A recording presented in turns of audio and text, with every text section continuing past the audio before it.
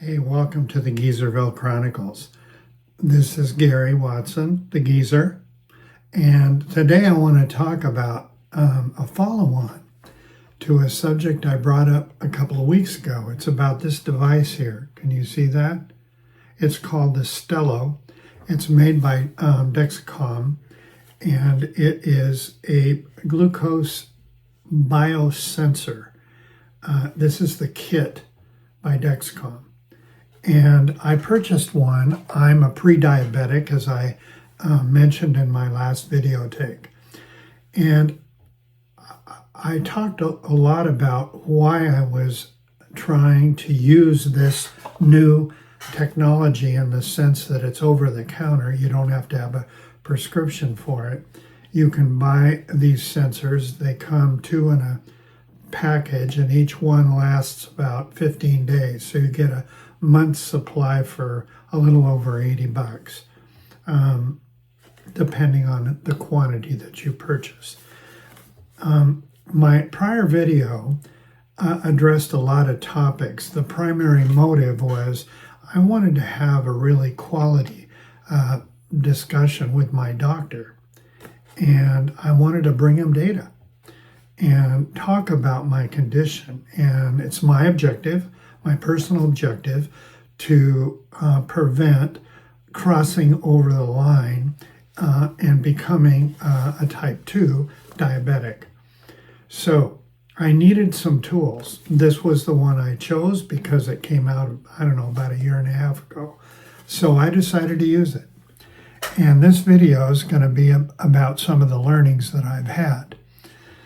What does it look like and where do you put it? Those are a couple things I learned. The device is like a little gun. You punch this button. Typically you put it on your arm. See where that scar is right there? Well, that's one of the reasons I don't put it there anymore, but I'll talk about that in a minute. But it's real simple. You just slap it on, and the CGM, continuous glucose monitor, I'll use that abbreviation, attaches. It's a probe. It samples your bodily fluid, and then that's correlated to your blood glucose. Okay? So it gives you virtually a 24/7, 15-day run on one sensor. Now, let's talk about what I've learned about this device. It was FDA approved in this position, but you can go online, find a lot of really good how-to, what to do, when you open the package, all that kind of stuff. I'm not going to do that. I'm not promoted by these people. I'm not sponsored. I just picked this product. I think there are two on the market. I picked this one, and I'm not sure it was the right choice, but it's worked for what I wanted to do. So, having said that, I learned that the best location for me is right on my upper thigh.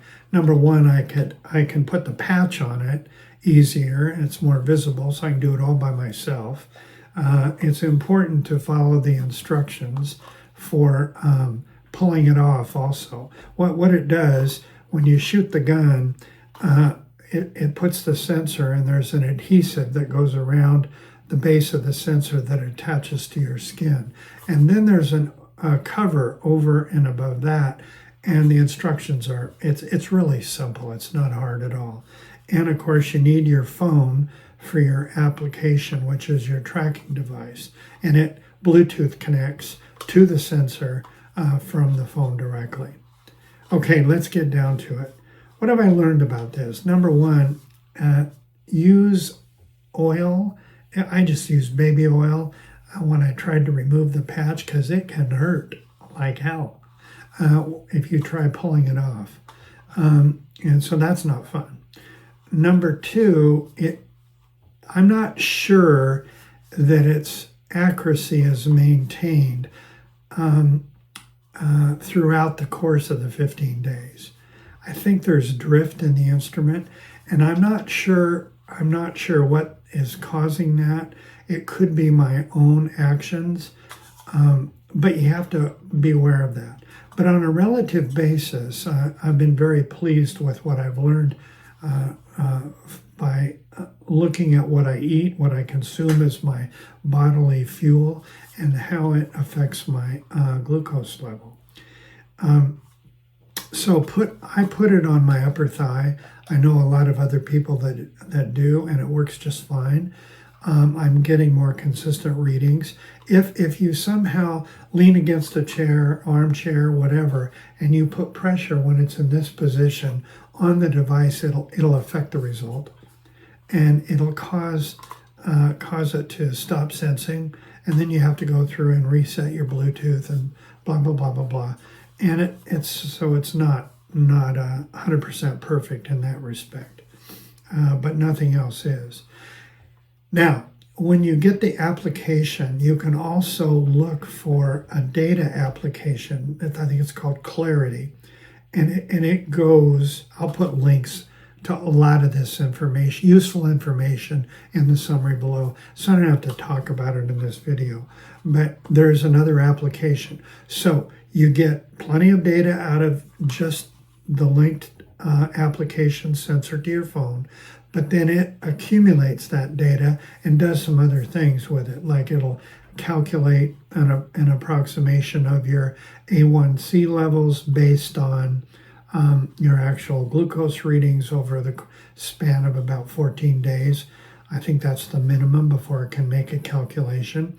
And it gives you good data on your variability, that they call standard deviation. And that's really an important thing for pre-diabetics to understand. And it helps a lot. So that's what I've learned so far. Would I give this a top flight recommendation? Well, customer support's awkward. I don't quite understand how it works. I made a complaint about one of them that failed. It just stopped working. They replaced it immediately. So that's good, right?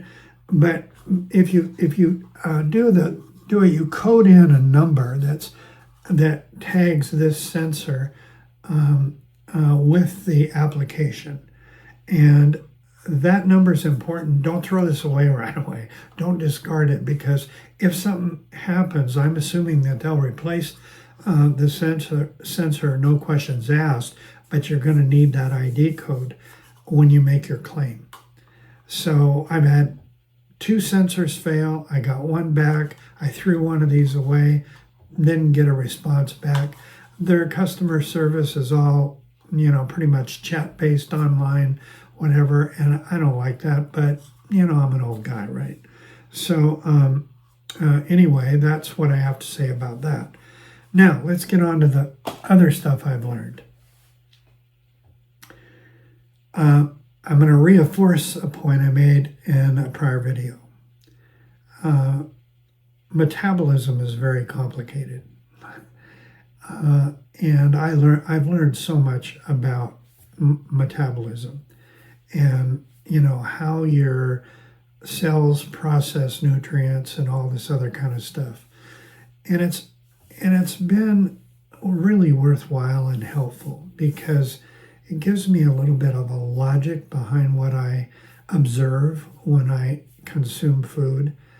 I've been able to stay within a normal range from 70 to 140.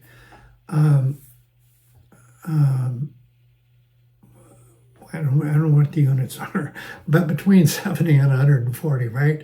Those are the units, and I can't remember, and I don't want to misquote. It's milliliters per something or other. But anyway, that's the normal range, right? Okay, so I'm only outside that range maybe 4% of the time now, compared to what I was before. And if I'm clever enough, I think I've got a couple of snapshots of my screen shots that I took of my readings, and I'll put them up here with a little show and tell along with this so you can see it. But here's the deal. I've learned that the order of what I eat is important. taking a walk right after I consume a large meal, even if it's only a couple times around the block, is very helpful. I don't consume sugars at all if I can avoid it. I just don't do it anymore. My wife, my lovely wife, Deborah, she's become a baker because I'm a cookie monster. And so I like a treat at night. And she's found recipes that make actually good chocolate chip cookies, for example, that are dark chocolate. But they pass the grandkids test. They like them. So, hey, I'm okay with it. And I think that's great. But my diet is whole foods. If it's real and I don't get it in a package or it's not processed, I consume it. I consume more protein and balance it with fat, good fats when I can, but I don't discriminate. I think that's one of the things I learned, especially above the age of 66. It's important to get fats and protein. Take them in before and then go to your carbs. That would be my recommendation, but my body's different. But I think it's pretty consistent with the science that you'll find that pattern. By the way, if you want to cheat on something and there is sugar in it, you can do it. I don't restrict the quantity other than when that kind of a choice happens. If I want to eat something that's sugar containing, I just eat a smaller portion of it and I try to put it after I've consumed some sort of a protein or a fat. So those are some of the positive things. And also, I think I'm now can accomplish my first goal, which I was going to do this for 60 days. And I was going to take the data. I've scheduled my doctor's appointment. My blood tests are already scheduled for mid-May. So after that date, you're going to see another report. And I'm going to be able to have an intelligent discussion that I can use data with my doctor. And so that we can work together to help me reach my goal, which is I want to stay below the line in terms of my A1C. I want to be below 6.5, and right now I'm running around 5.9 to 6, and I've been down lower, but I've been more restrictive when I've done that, but that's generally where I'm at. So all in all, the experience has been good, and I hope if you're watching this and you're concerned, try it out. It does, doctors are human, and if you're expecting them to really coach you into the best health position you can be at your own age, if you're expecting them to do that, you got to give them information. Because having a blood sample once a year and then trying to pretend you know what's going on with somebody's blood chemistry is pretty far-fetched, right? So that's why I did it. I'm a strong believer, and I've lost weight. I lost about 8 pounds without really trying, just based on diet and the food I eat. I've been for the last 2.5 years. My major defense mechanisms have been walking and physical strength exercises consistently, fairly high intensity, but only every other day. And I've been doing that for about 2.5 years because it's so difficult for seniors to maintain muscle mass. And that's really an important thing for your mobility and for your balance and to avoid injuries, which are one of the major causes of incapacitating us older people. So I hope you find this valuable, and if you do, tell me what your experiences are, and and I would love to learn. That's all for now, and I hope you have a great day. Talk to you soon. Every day is special, and it's your turn to make some hope and share it with somebody else. Thanks a bunch.